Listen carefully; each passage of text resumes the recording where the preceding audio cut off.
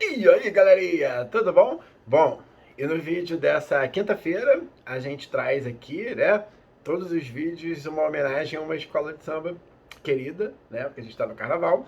E hoje eu trago homenagem ao Império Serrano, o grande Império Serrano, a escola de samba aí da minha esposa Aline Said, uma homenagem aí a Aline Said. O Império Serrano, que é uma das quatro grandes escolas do carnaval carioca, né, as quatro grandes escolas clássicas do carnaval carioca.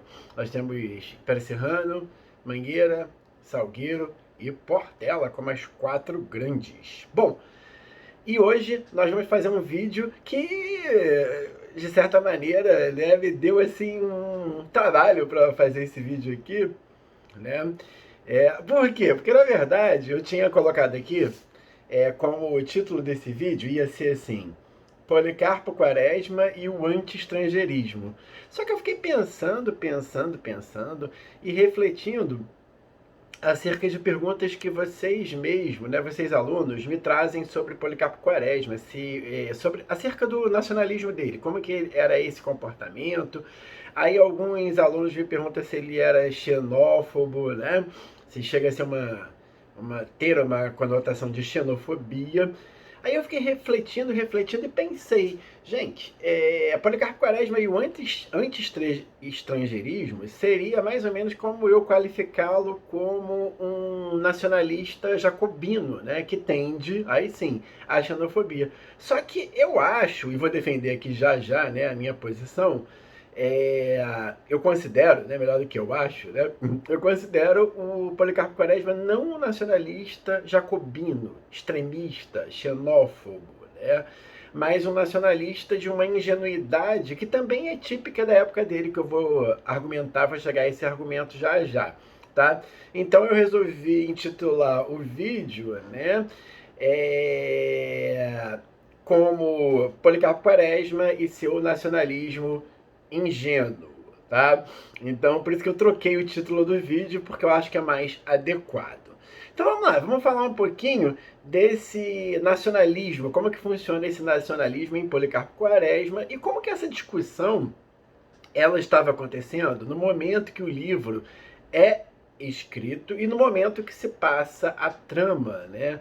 É uma trama que tem um tempo, né, histórico, ela se passa ali no final do século XIX, sobretudo na República das Espadas, que são os dois primeiros presidentes militares do Brasil, tá? Vamos discutir como que o Brasil, né, ele está respirando esses aspectos nacionalistas. Quais são as questões que estão perpassando o Brasil? Lembrando a vocês, tá? O Brasil, ele é independente de Portugal desde 1822. Ano que vem, né, a gente comemora o bicentenário da independência do Brasil, né, em 2022, e o Brasil está iniciando ali a sua república. Mesmo quando Lima Barreto escreve o livro lá em 1909, certo? É, a república tinha ali por uns 20 anos no máximo, né? Era uma república ainda criança, né? Era uma república ainda, digamos, adolescente no máximo, né? Para falar nesses aspectos, né? Então, você tinha uma redefinição do que seria o Brasil, do que seria o Brasil republicano, contrário ao Brasil monárquico. Então, era preciso, né, construir símbolos, construir elementos que fincassem, né, essa ideia de uma república brasileira, né, de uma república nascente, de um Brasil que é um país ainda menino, né? Então a literatura ela está respirando, né, todo um imaginário, toda uma construção de ideia de nação, tá? É muito comum quando a gente estuda em história geral, sobretudo no final do século XIX, quando a gente estuda aquele período do imperialismo, a gente estudar essas questões do nacionalismo, como que o nacionalismo se fortifica, como que as nações se apresentam para o mundo, né? Como que o imperialismo, né, as nações europeias, né, elas se fincam enquanto nações em comparação com outros países, né? Ali no século XIX tem a primeira DIT, né, Divisão Internacional do Trabalho, então você tem uma concepção de que algumas nações são civilizadas, modernas, estão à frente, né, do desenvolvimento. Essa palavra desenvolvimento já aparece, a palavra civilização já aparece. Então, o que vai acontecer? O que seria o Brasil dentro desse contexto mundial? né? O tema do desenvolvimentismo, né, ele também já está presente em Triste Fim de Policarpo Quaresma, sobretudo naquela fase que o Policarpo ele sai do hospício, né? A Olga dá uma ideia para ele, a Olga dá a afilhada dele dá uma ideia de ele comprar um sítio, se mudar, sair de São Cristóvão, sair do subúrbio, né, ir para um sítio, e ele vai plantar ali no sítio uma ideia de desenvolvimento, né? Que a terra do Brasil é fértil, que é maravilhosa, que nela plantando tudo se dá. E ele vai com esse sonho, né, de construir esse Brasil agora através de uma perspectiva de uma revolução, não, de uma mudança, né, agrícola para o Brasil, tá? E essas ideias, gente, elas não surgem do nada, né? Elas não estão ali, né? Não é geração espontânea, né? Tá surgindo em Lima Barreto, tá surgindo em Policarpo Quaresma, né? No universo histórico e ficcional. Claro que não, né? Nos universos biográfico e ficcional. Claro que não, né? Essas ideias estão no Brasil do final do século XIX e início do século XX. O que é esse país? Né? E muitos intelectuais se perguntam sobre isso. Tem dois livros que são fundamentais nessa discussão sobre o nacionalismo, que é esse aqui, do Afonso Celso, tá? Por que me ufano de meu país? E aqui nesse livrinho, gente, é um livrinho fantástico, porque tem todos os mitos da nação, sobretudo lá do final do século XIX e início do XX, e que perpassam ainda hoje o imaginário, nosso imaginário mítico, né? Sobre essas questões. Aí, se vocês forem olhar aqui, o prefácio está aqui. Para quem e para quem foi composto esse opúsculo, esse livro, né? Vantagens unidas à grandeza territorial do Brasil, o Amazonas, a Cachoeira de Paulo Afonso, a Floresta Virgem, a Baía do Rio de Janeiro, mais belezas do Brasil. Terceiro motivo para a superioridade do Brasil, a sua riqueza. Riquezas naturais do Brasil. Quarto motivo da superioridade do Brasil, a variedade e a amenidade do seu clima. Os negros, os portugueses, os jesuítas, os bandeirantes, a República de Palmares, a Guerra Holandesa, Dom Pedro II, a escravidão no Brasil, enfim. Resumo, ele termina assim, ó, resumo das grandezas do Brasil, o futuro do Brasil. Então, é um livrinho, gente, super nacionalista, que, né, mostra que esse nacionalismo ufano, que está aqui no próprio título, ó, por que me ufano de meu, né, país, né? Porque eu amo meu país, né? Então, certamente, tá? Certamente, Lima Barreto teve acesso a esse livro aqui de Afonso Celso, que é um livro, se eu não me engano, de 1899 para o ano 2000. Então ele é escrito antes do Triste Fim. Então ele está lendo isso aqui. E ele sabe que existe no Brasil, quando ele vai construir o Policarpo Quaresma, essa perspectiva de que o Brasil é uma terra de natureza infindável, rica, maravilhosa, de uma população misturada, né, que cada uma, né, dessas populações que compõem o Brasil, sobretudo a tríade, né, índios, negros e brancos, né, contribuíram para alguma coisa. Então, uma visão totalmente otimista do Brasil e da posição do Brasil no mundo, né, e que mostra um caminho para um futuro, tanto que ele termina com o futuro do Brasil. E outro livrinho que também vai nessa mesma toada, que é de Olavo Bilac, que na verdade é um grande opositor de Lima Barreto, né? O Lima Barreto não gostava muito do Olavo Bilac, né? E Manuel Bonfim, tá? Que é o livrinho Através do Brasil, que é um livrinho de franca inspiração num livro francês que se chama Tour en France pour deux enfants, que são dois menininhos que se perdem do pai e eles vão buscar o pai no Brasil. Eles saem lá do Recife, de Pernambuco, e vão procurar o pai pelo Brasil inteiro. Enquanto eles vão procurando o pai, eles vão se deparando com o Brasil, né? Só para vocês terem uma ideia aqui dos capítulos, ó. A Má Notícia, Na Estrada de Ferro, A Velha Africana, eles vão encontrando o Brasil e os brasileiros, né? Essa ideia dos tipos brasileiros. Aí eles vão chegar ao Rio de Janeiro, Santa Catarina, Bahia, norte do Brasil, Amazonas, o Gaúcho, né? Então, é um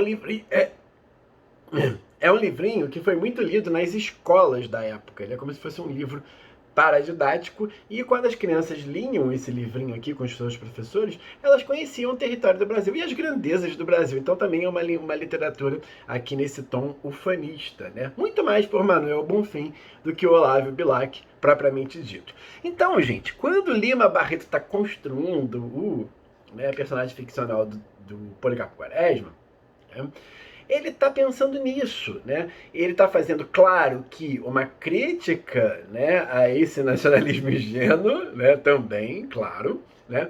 Mas ele está construindo com bases, né, com discussões que estavam na época. O que é o Brasil? O que é esse país no concerto mundial, no mundo? O que ele representa? Né? Enfim, eles estão fazendo uma aquarela do Brasil. Por isso que eu trouxe a camisa hoje aqui do Império Serrano, né? O grande samba, a grande composição sambística de todos os tempos, o grande samba antológico, né, da narrativa, da vasta, né, discografia do Carnaval Carioca, é o Aquarela do Brasil, que na verdade também faz uma representação, né, em forma de samba do país, do Brasil. Então, quando o Policarpo Quaresma é escrito, o Lima Barreto está respirando esses ares, essas discussões, né? E por que eu não considero o Policarpo Quaresma um tipo de nacionalismo que eu chamei aqui de jacobino e de xenófobo, né? Ou seja, de excludente do outro? Porque, na verdade, ele é um nacionalista meio que ufano, mas tendendo pro ingênuo, né? Se a gente parar para pensar, lembra que eu botei um quadro aqui para vocês no canal com todas as mudanças que o Policarpo sugere para o Brasil. Uma mudança na língua, que é a primeira, né? Que ele leva aquela tentativa de fazer do Tupi-Guarani a língua brasileira, né? Aí você tem ali uma proposta de mudança na agricultura, né? Ele tenta fazer ali uma mudança no campo, na estrutura agrária do Brasil, né? Ele dá suas terras no sítio para que pequenos proprietários produzam, né? Então não chega a ser uma revolução, porque uma revolução ela tem uma intenção, já discuti isso aqui com vocês, né? Então tudo é um pouco ingênuo, né? Tem um pouco não, bastante ingênuo, né? E a terceira mudança, que é a mudança que ele tenta fazer no meio militar. Mas durante essas três mudanças, ele é extremamente nacionalista, né? Ele é ufanamente nacionalista, né? Nesse sentido, né? Parece aí uma redundância, né? Ufanamente nacionalista, mas ao ponto, né, de que esse ufanismo, né, ele se parece ingênuo, né? Então ele tenta mudar a língua portuguesa, que é a língua oficial do Brasil, né, para o Tupi-Guarani. Gente, o que não seria, em termos de perspectiva histórica, uma grande doideira, não, né? Tanto que ele é considerado louco, ele vai parar no hospício, né? Por quê? Porque até o século XVIII no Brasil, o que se falava era um idioma, né, que misturava o Tupi-Guarani com o português, né? Não se falava português no Brasil, a não ser nos locais de ocupação portuguesa mais claros e litorâneos, né? Então, a língua que se falava era uma língua totalmente misturada, né? Que misturava o Tupi-Guarani com o português, né? E claro que aquilo choca, né, as pessoas que estão ali, quando ele leva essa proposta ali para a Câmara, né, dos Deputados, que à época funcionava ali na Cinelândia, né, no Palácio Pedro Ernesto. Então ele choca, né, o Brasil e todo mundo, né? Tanto que ele vira motivo de piada dentro do próprio trabalho dele, da vizinhança dele, e a Olga, né, o convida para dá essa ideia dele vender a sua casa em São Cristóvão, no subúrbio, e se dirigir lá para o sítio e comprar esse sítio. Só que quando ele chega lá, né, ele fala para a própria Olga, nossa, quer ver, eu tenho até o trecho aqui do livro que ele fala com a Olga, né? Quando a Olga dá essa ideia para ele acha a ideia maravilhosa. Só que ele acha a ideia maravilhosa para executar um projeto de nacionalismo também, né? Ele diz assim para ela, ó: é verdade, minha filha, que magnífica ideia tens tu. Há por aí tantas terras férteis em emprego. Olha isso, gente. A nossa terra tem os terrenos mais férteis do mundo. A moça esteve quase arrependida da sua lembrança. A própria Olga, ó. Pareceu-lhe que ia atear no espírito do padrinho manias já extintas.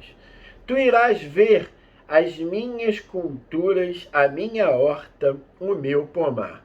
Então, é que tu é que te convencerás como são fecundas as nossas terras. A ideia caiu-lhe na cabeça e germinou logo.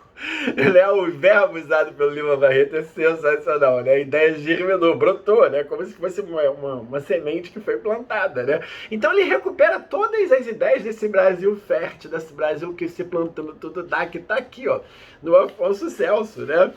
Que provavelmente o Lima Barreto, né? E na biblioteca, né? O próprio Policarpo Quaresma tinha uma ampla biblioteca em casa, né? O Lima Barreto descreve isso, né? Uma biblioteca lá no bairro de São Cristóvão, na sua casa, né? No subúrbio, né? Então, o que é que o Policarpo Quaresma vai fazer com a ideia da sobrinha, né? Em vez dele ir para lá, para repousar, para meio que fugir daquele bullying que ele sofria da vizinhança, né? E até do trabalho, né? Que ele é aposentado, né? E ele vai para a Terra e vai ali plantar outras ideias. Plantar, olha a ideia da cultura, né? A própria palavra cultura, ela tem um duplo sentido, no sentido de você cultivar alguma coisa, né, e plantar alguma coisa e receber a coisa, né, depois do plantio. E a ideia de cultura humana também vem dessa ideia, desse duplo sentido, né, como se você pudesse plantar ideias, né, projetos ideológicos, daí, né, essa noção, num país e que esses projetos prosperem. Então, gente, é um nacionalismo um tanto quanto ingênuo. Em nenhum momento o Lima Barreto, né, e nem pelo menos nessa obra, Três Fins de Policarpo Quaresma, ele vai estar ali discutindo, né, o Policarpo, né, o protagonista, uma ideia de expulsão dos portugueses do Brasil, né, um nacionalismo mais xenófobo, né, a expulsão desse Brasil afrancesado. Não, ele só quer um Brasil que seja brasileiro. Ele se recusa a comer, né, na cena lá com a irmã dele, né? Ele se recusa a comer o petit pois porque ele quer comer ervilha, que é brasileira, né? Que é típica do Brasil. Não precisa comer nada que é estrangeiro que leve nomes estrangeiros.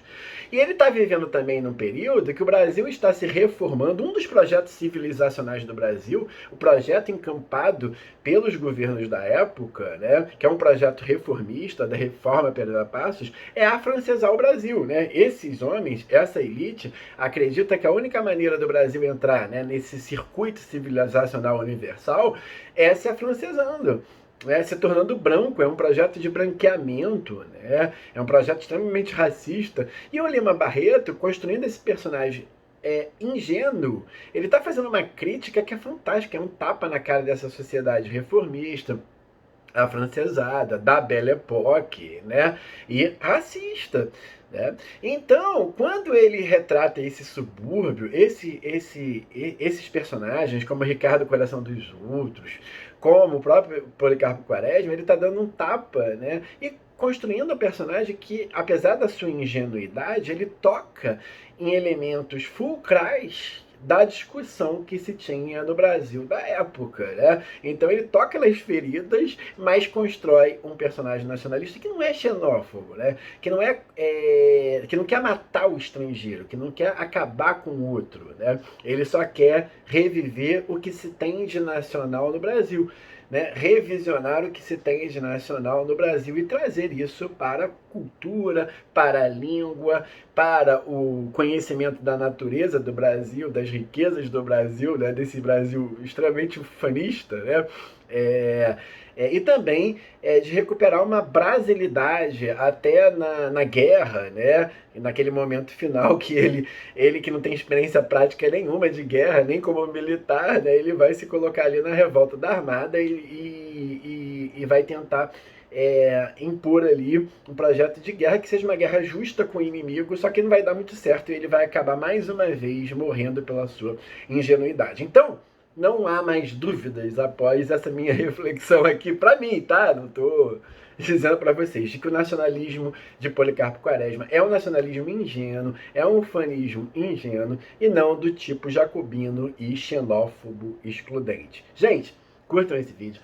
compartilhem aqui o canal, divulguem o canal, né? Porque a gente está fazendo discussões importantíssimas nesse momento, totalmente focadas para o UERJ 2021. Um grande abraço e um excelente carnaval para vocês!